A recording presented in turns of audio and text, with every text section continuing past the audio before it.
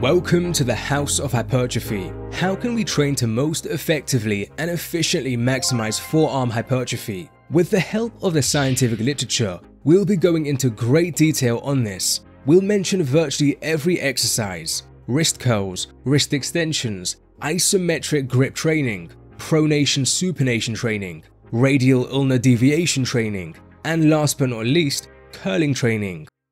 Let's dive in.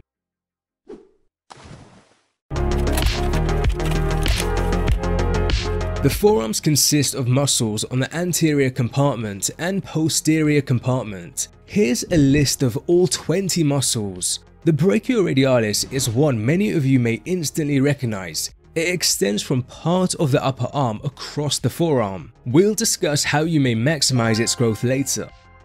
The anconeus is a muscle you may have never heard of. It's a small muscle that is actually involved in elbow extension, so will actually be trained in any triceps exercise. Both the pronator teres and pronator quadratus are involved in pronating the forearm, while the supinator is involved in supinating the forearm. With the anterior compartment, muscles that have flexor in their name tell us they are involved in flexing the joints they cross. With all the flexor muscles here, they all cross the wrist joints, so flex the wrist, which is where the angle between the palm and forearm decreases. It is worth noting the Palmaris Longus also flexes the wrist. As a fun fact, not everyone has the Palmaris Longus muscle. According to this text, it can be absent in up to 26% of people. Various tests involving flexing the fingers and/or wrist aim to see if you have a visible Palmaris Longus tendon or not. For example, this test involves you bunching your fingers and then flexing at the wrist to see if the Palmaris Longus tendon becomes visible. It is also interesting to know some people may have the muscle in one of their forearms but not their opposite forearm. Anyhow, the names of many of these forearm muscles may sound complex and intimidating, but let us quickly break down the meaning of the terms so we can enhance our understanding of the forearms. It's not essential for you to memorize the names, since I'll remind you of the functions of the various muscles as we detail what exercises may optimize their hypertrophy. When a muscle has pollicis in its name, it tells us it can move the thumb, so the flexor pollicis longus, in addition to flexing the wrist, can flex the thumb. When a muscle has digitorum in its name, it tells us it can move the fingers, or toes if we're talking about the foot. So both the muscles with flexor digitorum in their name tell us besides flexing the wrist, they can flex the fingers.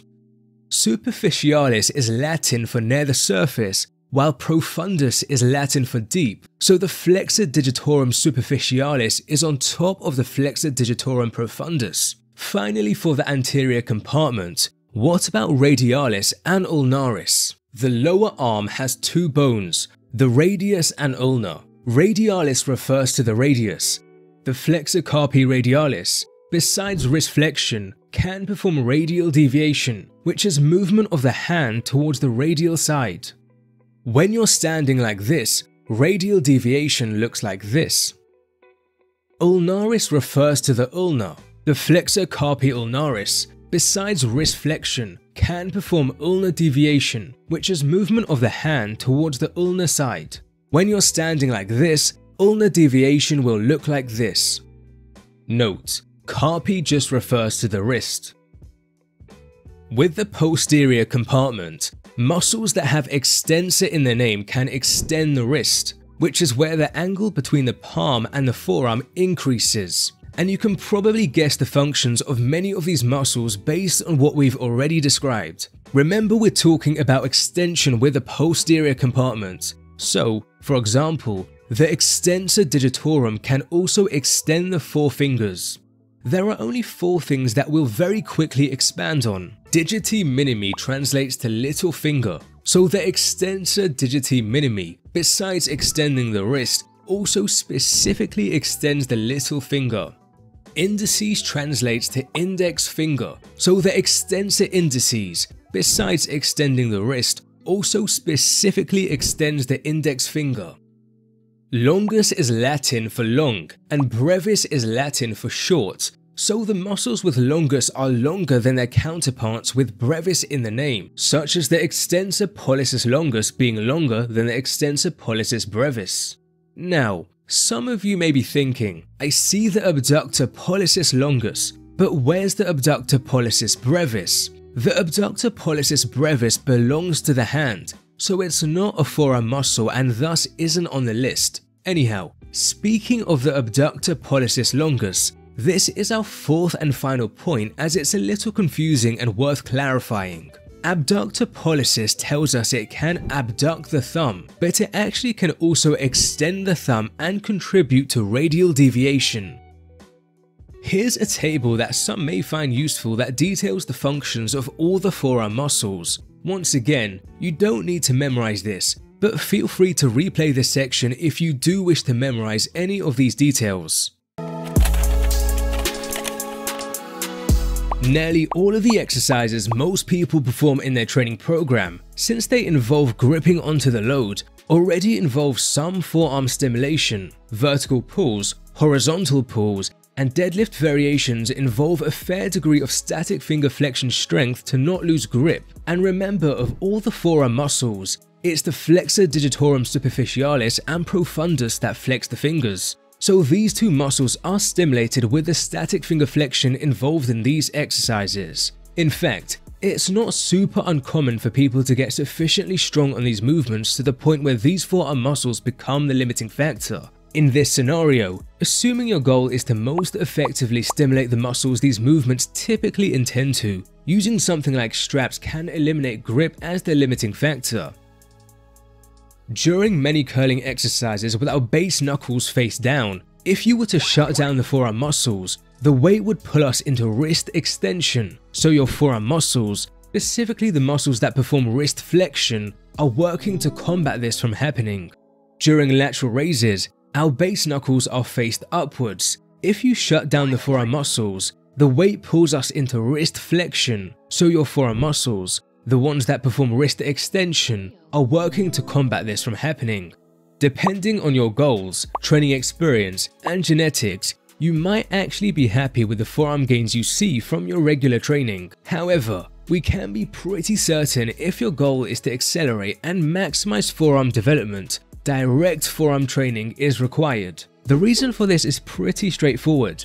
Based on the current scientific literature, we know to maximize growth of a muscle, we want to attain high muscle fiber recruitment levels and tension. This is simply achieved by training to or close to failure. During most exercises, your forearms are typically not the limiting factor, so are far from theoretical failure, but during direct forearm work they are always the limiting factor. The anterior compartment of the forearms is generally larger than the posterior compartment. When dissecting the anterior compartment, except for the pronator teres and quadratus, which are not super large, we know the rest of the muscles all contribute to wrist flexion. Some of them have additional functions, but the fact is all of them have been established to have great leverage for pure wrist flexion. For those unaware, leverage, in this case, refers to a muscle's moment arm. The biceps can simply illustrate this. To know a muscle's moment arm, we need to know its line of force and the center of the joint it moves. Then, we simply draw a perpendicular line between these two things to get the muscle's moment arm. Here, we see the biceps has a fairly long moment arm, which tells us it has great leverage and potential to perform its function of elbow flexion. And generally, the longer the moment arm, the better leverage and potential a muscle has to perform movement. Since all these muscles have great leverage for wrist flexion, wrist curling exercises, which involves wrist flexion, will be very effective for training all these muscles. If you could only perform one forearm exercise, some wrist curl would be it, simply because this trains the greatest amount of forearm muscle tissue. Currently, there's no research directly comparing different wrist curl variations for muscle hypertrophy. Despite this, we can hypothesize what the best wrist curl variation might be based on the available literature on other muscle groups. Growing evidence suggests training muscles at relatively longer lengths produces greater hypertrophy than shorter lengths. What on earth does this mean? When we move, our muscles change lengths. For example, the biceps is at a longer length when the elbow is straight, but at a shorter length when the elbow is bent. Two areas of the scientific literature demonstrate the benefits of training muscles at longer lengths: the exercise comparison research and the range of motion research. With the first, one example is this 2021 paper from Japan comparing seated to lying leg curls for hamstrings hypertrophy. The hamstrings consist of 4 muscle heads. All of them cross the knee joint, so are involved in bending the knee, called knee flexion. However, 3 of them also cross the hip joint. This design means these 3 hamstring muscles are going to be stretched more and thus at a longer length when we bend the hip, which is done on seated leg curls. Lying leg curls involve no bend at the hip. It was found seated leg curls grew these 3 hamstring muscles more than lying leg curls, while growth of the biceps femoris short head, which is the one that just crosses the knee and thus is trained at the same muscle length between both exercises, was similar between the 2 exercises. In past House of Hypertrophy videos, we've seen selecting exercises that train the quads and triceps at long lengths can build more muscle. As for the range of motion research, this refers to the joint angles you move through. So with a normal biceps curl, moving the elbow from 0 to around 130 degrees is a full range of motion, but we can divide this into 2 parts. Moving from around 0 to 65 degrees is what we may call a partial at long muscle lengths, while moving from 65 to 130 degrees is what we may call a partial at short muscle lengths. This 2022 study compared calf raises with a partial at longer muscle lengths, partial at shorter muscle lengths, and a full range of motion that moved across all angles. Gastrocnemius hypertrophy was greatest with the partial at long lengths, being even better than the full range of motion.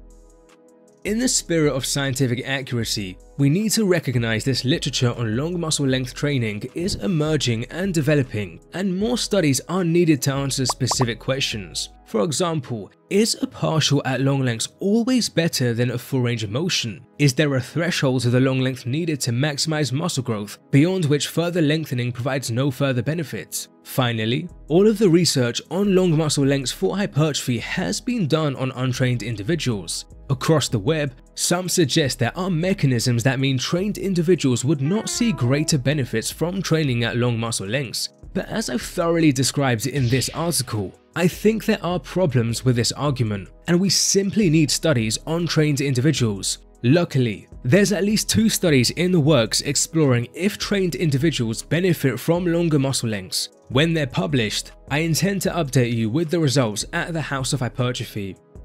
Nevertheless, allow us to use this available data to at least speculate on what may be the best forearm exercises.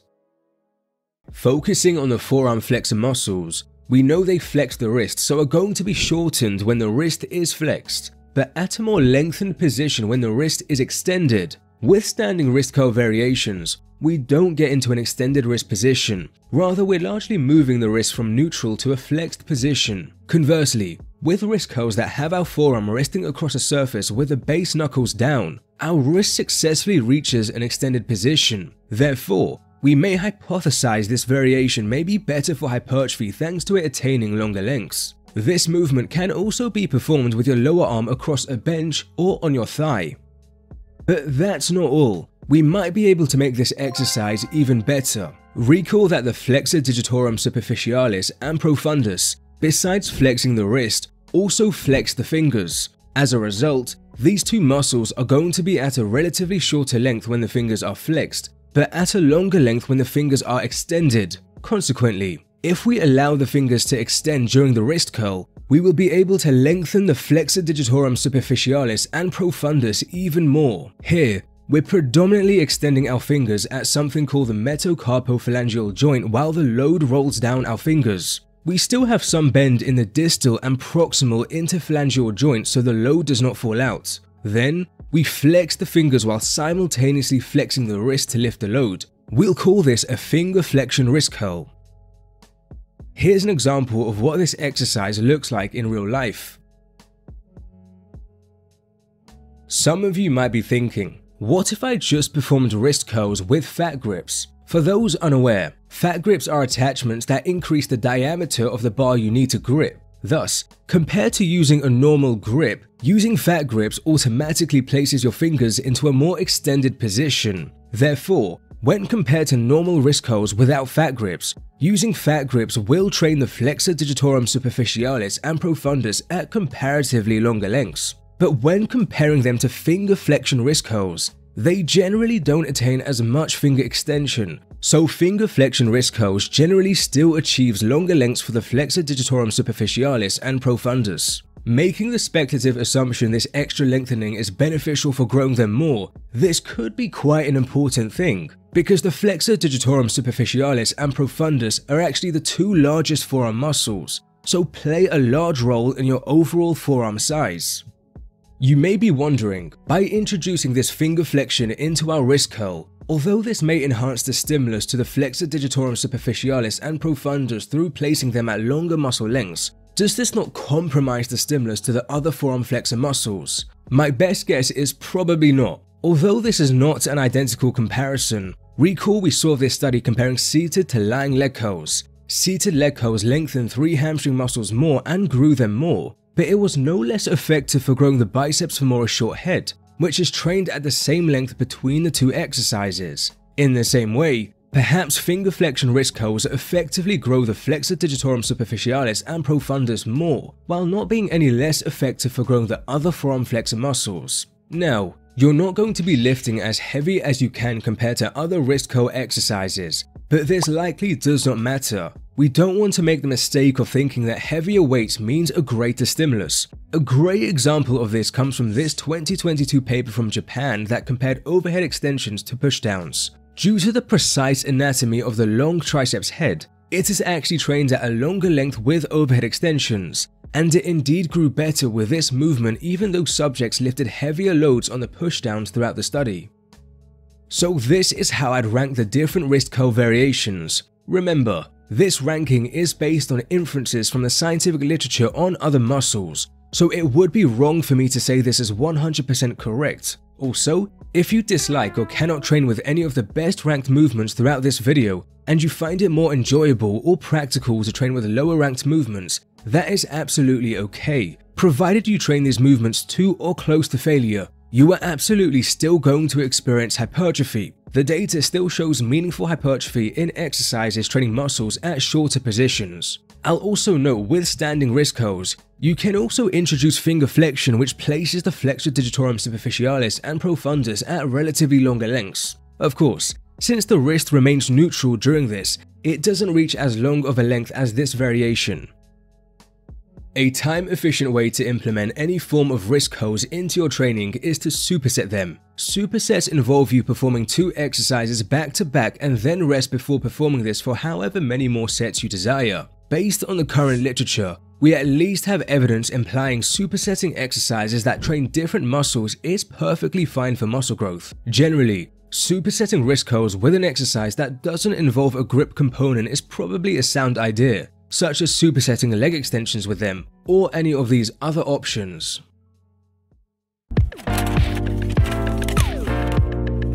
Recall the anterior compartment is larger in size, so training them is the main priority, but the posterior compartment isn't terribly small and likely still worth training to truly maximize forearm size. Much of the extensor muscles of the forearm have great leverage for wrist extension, so it's no surprise wrist extension training is an excellent way to train them. The extensor muscles of the forearm are at a shorter length when the wrist is extended, and at a longer length when the wrist is flexed. Standing wrist extensions don't attain a flexed position, rather we're moving the wrist from neutral to extended. Conversely, wrist curls with the forearm across a surface and the knuckles facing up successfully reaches the flexed position, so we may hypothesize this variation may be better for hypertrophy. The fingers are already flexed thanks to gripping the load, and in this scenario this is perfectly fine. Some of the extensor muscles have attachments on various fingers and are at a longer length when the fingers are flexed.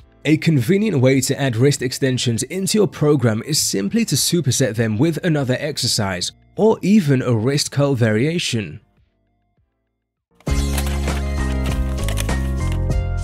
Another popular way to train the forearms is through isometric grip training. Isometric refers to our muscles working but not moving. I'll straight away mention that grip training is probably not essential for forearm hypertrophy. simply because grip training trains finger flexion, and thus just trains the flexor digitorum superficialis and profundus. Various intrinsic hand muscles are involved too, but they are not our focus today. If your thumb is in contact holding the load, then we will also additionally recruit the flexor pollicis longus. But all these forearm muscles are already going to be trained extremely well with the wrist curl variations we've dissected. But since grip training is popular, and since some of you may enjoy training variety, let us dissect it. In general, there are two common categories of grip training. The first is normal grip training, which involves you holding onto a standard dumbbell, barbell, or pull-up bar to or near failure. Farmer walks involve simultaneously walking.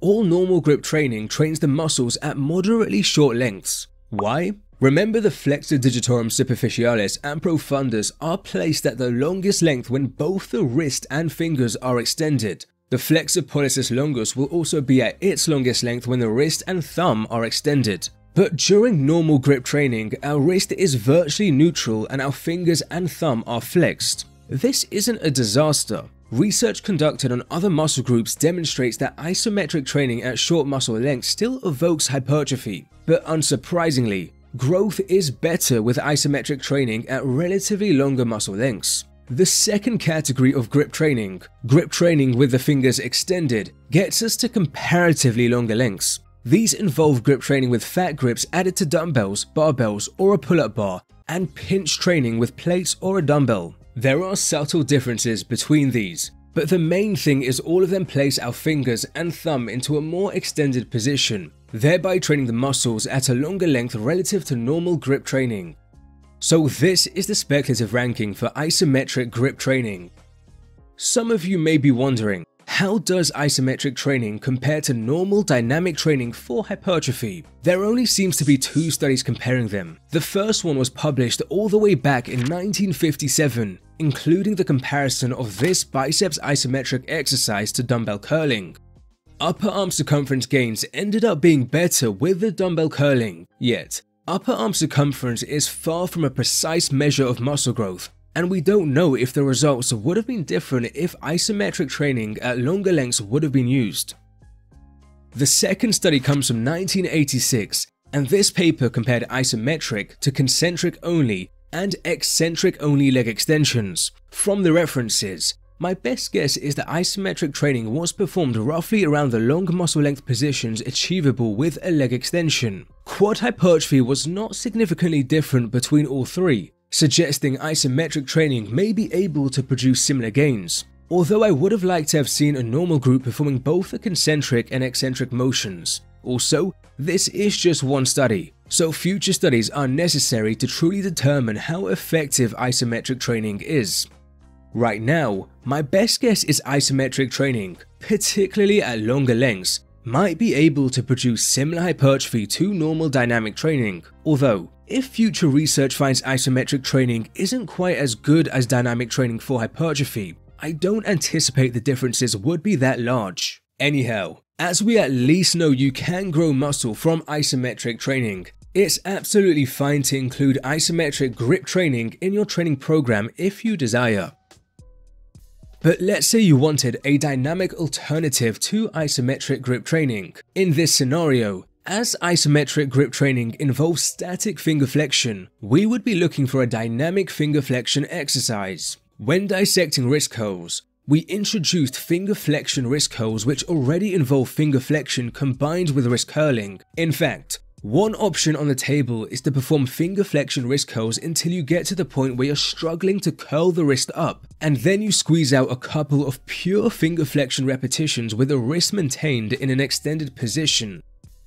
But if you're not a fan of this, you can just perform pure finger flexion repetitions as a standalone exercise. This is likely an excellent exercise. Since our wrist and fingers attain extended positions, we're training the flexor digitorum superficialis and profundus at long lengths. Besides this, hand grippers and standing finger curls also train finger flexion. I anticipate these can be quite effective for growth, but since the wrist is in neutral, it's possible they are not quite as great as finger flexion with the wrist extended. Note, these dynamic finger flexion exercises tend to involve the thumb not in contact with the weight. so the flexor pollicis longus isn't going to be trained.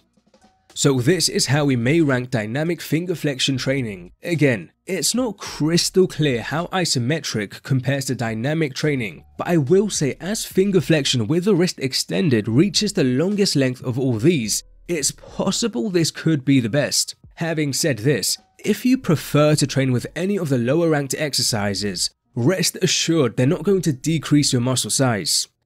As alluded to at the start of this section, dedicated finger flexion training is likely not essential since the muscles involved are already going to be trained effectively in wrist curl variations. But since some of you may enjoy training variety, this certainly can be part of an overall highly effective muscle building program if you wish. Moreover, the flexor digitorum superficialis and profundus are after all two of the largest forearm muscles, so extra finger flexion training is not what I'd call a waste of time. Finally, there are some convenient ways finger flexion training could fit into a training program. Besides just performing pure finger flexion reps after failing to perform wrist flexion, let's say you're training pull-ups. On your final set, you could just hang on the bar for a while. If you're training dumbbell or barbell standing curls, on the final set, assuming the load isn't too heavy, you could perform a couple of pure finger curl repetitions. With hand grippers, these can be performed at any place and time, so it can be a highly convenient and simple way to train your forearms more.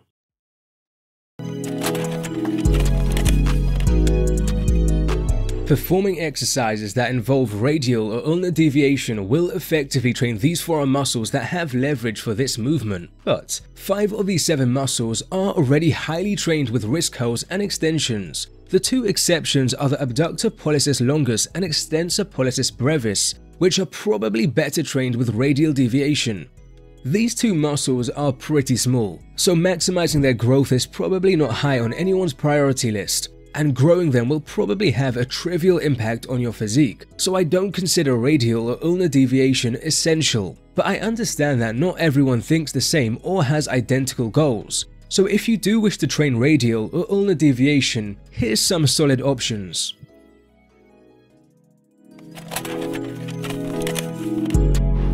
Direct pronation and supination training isn't involved in most programs. Some of your exercises may be performed with a supinated or pronated grip, but these are not resisted pronation or supination training. Direct pronation training will effectively train the pronator teres and quadratus, while direct supination training will effectively train the supinator and even biceps since they function as a supinator too. These 3 forearm muscles aren't going to be trained with wrist curls or extensions. The pronator teres has some leverage to perform elbow flexion, so will somewhat be involved in exercises that involve elbow flexion, yet it likely experiences a better stimulus with direct pronation training. So if we wanted to maximize the growth of these muscles, direct pronation and supination training would be required. But considering that these muscles are a small fraction of the forearm muscle mass, they are far from the most important thing for overall forearm size. And for the vast majority of people that simply care about building an overall developed physique, direct pronation or supination training is not what I deem essential. But again,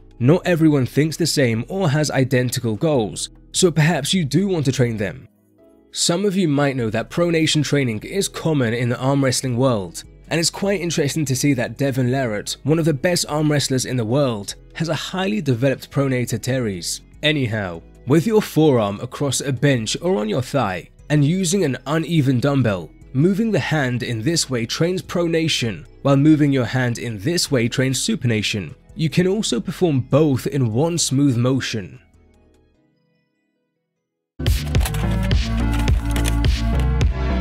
As mentioned near the introduction, many of you are probably familiar with the Brachioradialis. Some data indicates when the forearm is pronated, the Brachioradialis helps return to neutral, while when the forearm is supinated, the Brachioradialis again helps return to neutral. Yet, as implied by this paper, the primary function of the muscle may be elbow flexion. As a result, the Brachioradialis is going to be trained well in any exercise that involves elbow flexion, including horizontal pulling exercises, vertical pulling exercises, and of course curling exercises. It is widely thought using a neutral or pronated hand grip during any elbow flexion is superior for growing the Brachioradialis. This belief partly stems from the idea that the biceps seem to have their best leverage to perform elbow flexion when the forearm is supinated. And indeed, a fair few electromyographic studies find the biceps display higher activity when elbow flexion is performed with the forearm in supination. Surely this then means the brachioradialis has a smaller contribution to elbow flexion with a supinated grip, but a larger contribution with a neutral or pronated grip. Quite fascinatingly, the overall electromyographic literature fails to support this. Although I did come across 2 studies finding the brachioradialis displayed higher activity when elbow flexing with the forearm pronated, 3 found no difference between different forearm positions, and 4 actually found better brachioradialis activity with the forearm in a supinated position. For example, the most recent paper had 10 competitive bodybuilders perform cable curls with a supinated, pronated, or neutral grip, and both biceps and brachioradialis activity tended to be higher with the supinated grip. As discussed many times at the House of Hypertrophy before, electromyographic data has limitations, so it's possible this explains the surprising results. However, my current belief is that electromyographic data may potentially be more accurate when we're comparing exercises that only have slight variations, such as curling with different grips. My reasoning for this comes from research on other muscles. Some electromyographic research on the calves finds that calf raises with slight variations between them successfully predicted muscle growth outcomes, while other electromyographic research that compares very different exercises doesn't always translate into muscle growth outcomes. Thus, I think it is worth considering the surprising idea that a supinated grip trains both the biceps and brachioradialis extremely well. In fact, we at least have one study demonstrating that supinated curl training can be superb for brachioradialis hypertrophy. The study recruited previously untrained individuals to train dumbbell and machine preacher curls with these variables. Both of these exercises are typically performed with a supinated grip. This training was not compared to anything else, as the aim of the study was simply to explore the relationship between muscle hypertrophy and strength gains. It was ultimately found that the biceps, brachialis, and brachioradialis all significantly and similarly grew.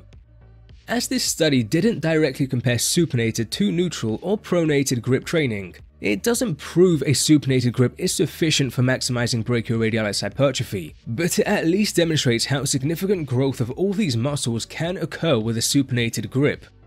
For those interested, the study did find somewhat of a relationship between muscle hypertrophy and strength gains, but the relationship was far from super strong. We might have future videos at the House of Hypertrophy that explore the overall literature on the relationship between hypertrophy and strength. Anyhow, if we assume for a second that a supinated grip is sufficient for the brachioradialis, I think it's possible that some people who report feeling their brachioradialis more with pronated curls are getting confused with the wrist extensor muscles. During pronated curls, the weight is trying to flex your wrist, so your wrist extensors are working to prevent this from happening. Some of the muscles involved in this are around the brachioradialis, so you may be deceived into thinking it's working more than usual when you're actually feeling these extensor muscles. Now, this is a controversial take. I'm completely open to being utterly wrong here if future research finds brachioradialis hypertrophy is better after training with pronated or neutral grips. But right now, my current interpretation of the available evidence is that neutral or pronated grips may not be essential to maximize brachioradialis hypertrophy. Thus, if your current program includes some form of vertical and/or horizontal pulls, plus at least one curling exercise, I expect this will absolutely contribute to substantial brachioradialis development, and might indeed be enough. But let's say you have been doing this, but you are not happy with its development. Well, assuming other aspects of your training and lifestyle cannot explain your lack of brachioradialis growth, then you could try to increase the volume of your curls, or, even though the present evidence doesn't support it, you could experiment with neutral or pronated curls as you don't have much to lose. Before we wrap up, some have suggested, regardless of forearm position, certain curling exercises could be better for the brachioradialis. There are 2 different lines of thoughts. The first one is that some analyses find the difference in elbow flexion leverage between the brachioradialis and the other elbow flexors tends to be largest as the elbow becomes increasingly flexed, which is at the top portions of a curl. Due to this, Some say curling exercises that are harder at higher elbow flexion angles may elicit superior brachioradialis growth. Many regular free weight curls are already quite challenging at the middle to top parts of the curl, and adding a resistance band on top will make the top part of the curl even harder. Thus, perhaps this effectively increases the stimulus to the brachioradialis. The second line of thought opposes this. It suggests since the brachioradialis's leverage isn't that bad in lower elbow flexion angles, and since we've seen that training muscles at longer lengths seems to be better for building muscle, exercises that are harder in the bottom part of the curl, when the muscles are at longer lengths, could be best.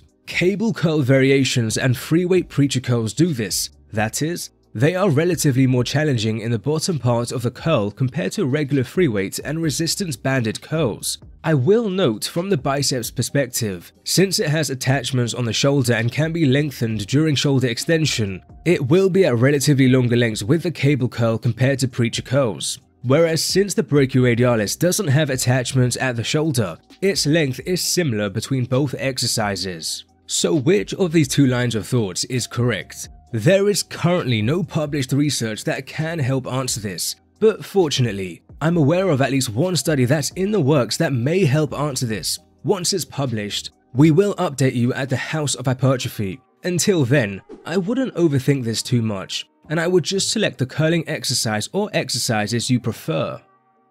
If you're searching for further guidance on programming to obtain your desired physique, it can be tricky and time-consuming. However, our high-quality partner, the Alpha Progression app, can help you generate an evidence-based training program that's 100% custom to your needs in less than 3 minutes. Simply specify the equipment you have, how often and how long you want to train for, and if you want to focus or neglect certain muscles. There are even advanced options to periodize your training and implement deloads. There are over a quadrillion input combinations on which your plan is based, and with the touch of a few buttons you can customize things further. Through analyzing your past performance, the app provides progressive overload recommendations during your workouts to help you continue making gains. The app automatically generates graphs that display your long-term progression, thereby saving you time from having to manually track your progression. The link in the comments and description gives you a 2-week free trial of all the premium features, and if you like it and decide to go beyond, the link gives you 20% off a subscription. I truly believe the app is awesome, and the reviews speak to this.